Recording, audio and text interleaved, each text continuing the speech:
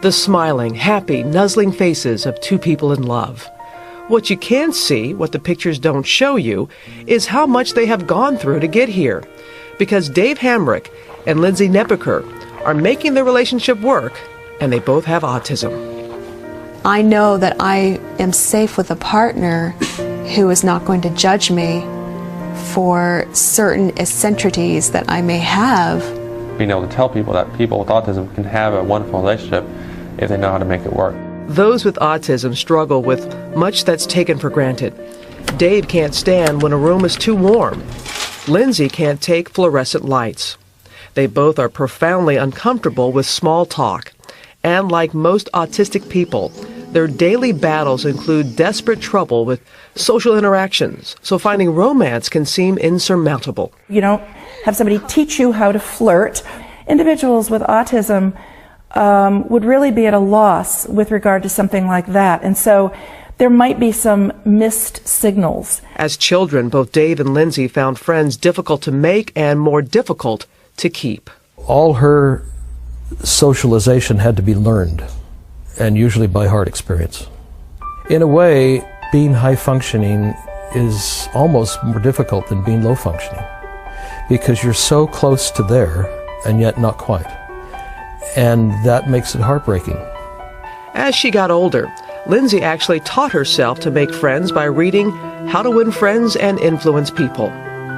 Dave tried to figure out the rules of dating by reading self-help books.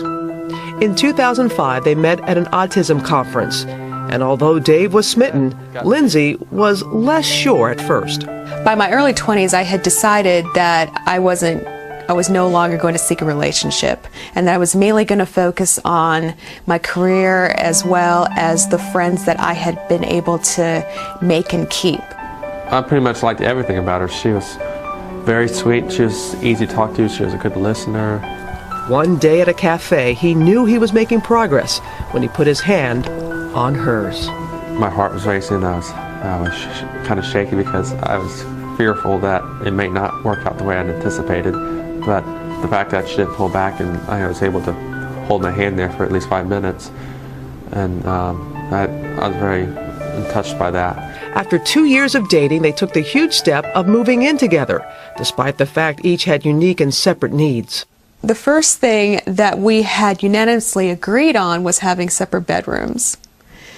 Now, for typical couples moving in together, that would seem to be a highly unusual thing to do. We both understood the importance of an individual with autism needing their own space. They've put a tremendous amount of time and effort into the relationship, and that's what has made the difference, I think.